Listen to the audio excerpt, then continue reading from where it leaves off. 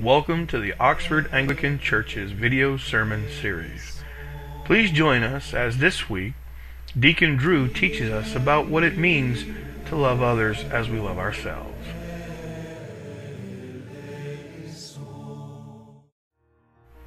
This week's readings are Old Testament reading, the book of Exodus, chapter 20, verses 1 through 17.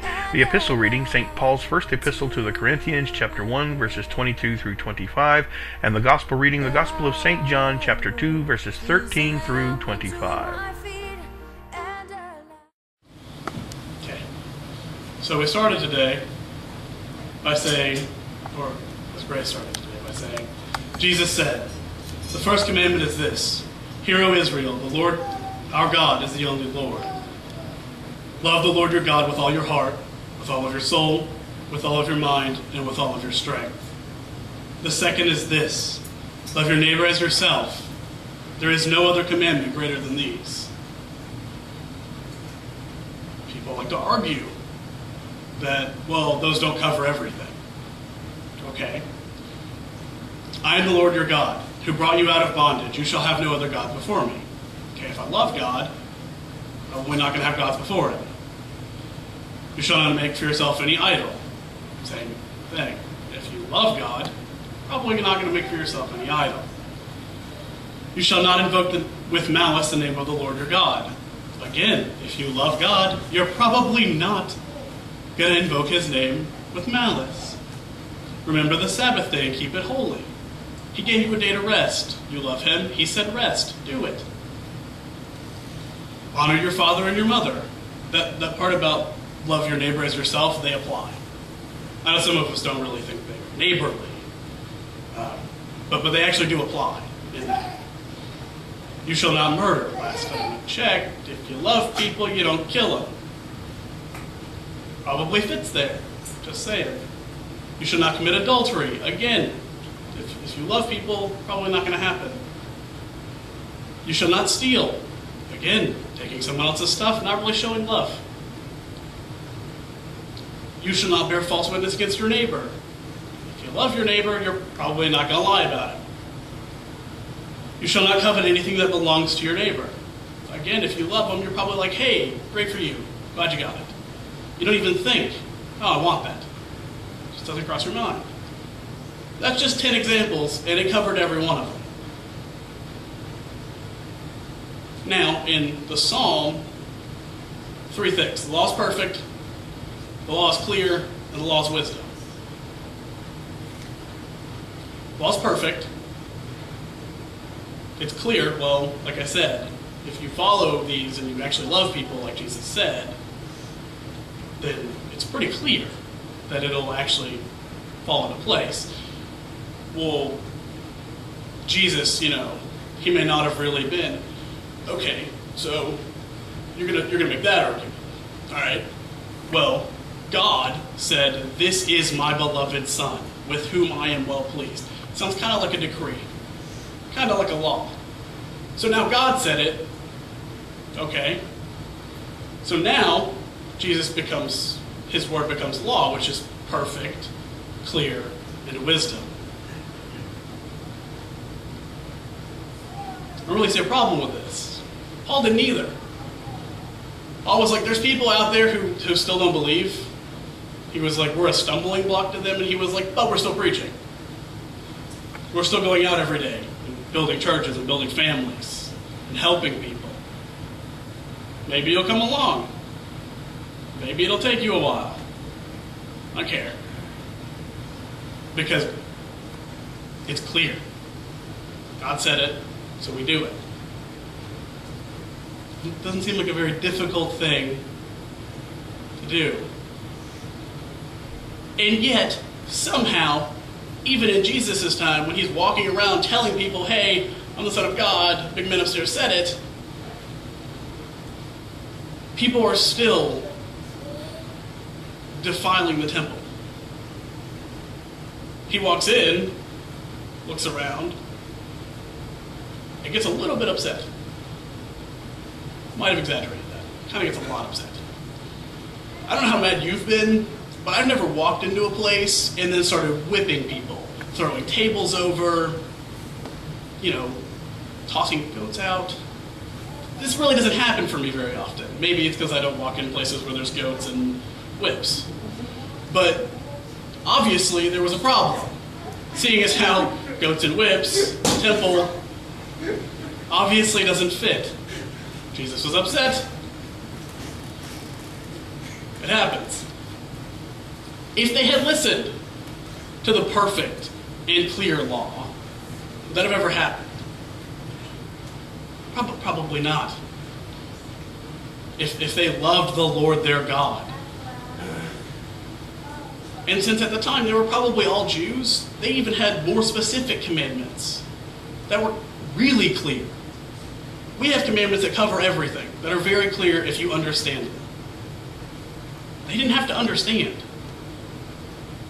God gave them those laws thousands of years before because they were a sheeple. They needed everything to be told to them. Go outside of your camp to use the bathroom. Because bad things happen if you go to the bathroom in your house. He laid out all of these things for them. Don't eat this, because when you're in the desert, it's not very good for you. Don't do this, because it's not going to help.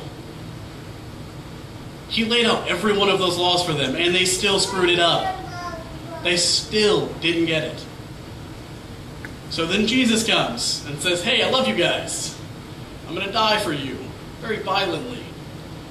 An act of love. Great love. One that most of us in here probably wouldn't do. We might, for someone we know, he didn't know us. Or at least, he didn't know us as like this. He knew us. But he didn't talk to us. At least not yet. Because we weren't around for a couple thousand years. Kind of hard to do. But he died for you anyway. He actually listened to himself. He loved the Lord his God with all of his heart, soul, mind, and strength. And he loved his neighbor as himself, so much so that he died for us. People he wouldn't get to talk to for 2,000 years. Or 3 or 4 or 5. It doesn't end here. The buck doesn't stop. He died for everyone. Everyone that will ever be born.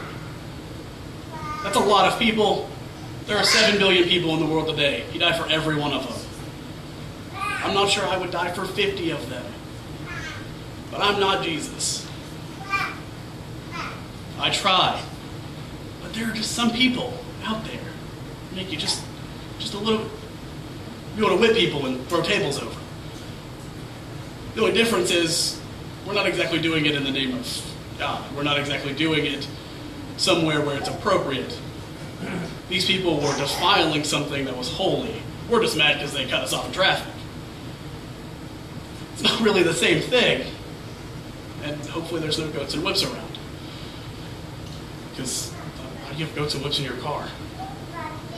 But if we all could follow these 2 commandments, Jesus was like, look, you're not following the 600, 700 laws. Too many. Got it. I'll narrow it down to 2. That's it. 2. Most of us can remember the golden rule. That's 1 that we remember from our childhood growing up. And most of us had beat into us, honor your mother and father. That's 2. We still remember them. That's all he's asking. 2. Love God. Love your neighbor. That's it. That's all he's asking. And we still screw it up. We still can't get it right. And yet he still loves us. Here in a couple of weeks, we're reminded of that in a much more active way. We read what happened. We watch the Passion. We sit down and watch that act of love to remind us that it's our job as a Christian to go out everywhere. To use a quote that probably been used about 1,000,000 times, at least in this church. Preach always the gospel. When necessary, use words. Do that by following the 2 commandments Christ gave. The Lord our God is the only Lord. Love the Lord your God with all of your heart, with all of your soul, with all of your mind, and with all of your strength. And the second is this: love your neighbor as yourself. There is no commandment greater than these. Amen. We'd like to thank you for joining us for this week's video sermon series. And now, O Lord, I bend the knee of my heart and make my appeal, sure of your gracious goodness.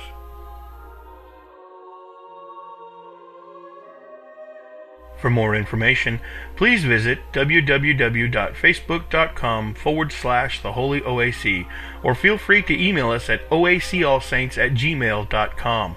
May God bless you.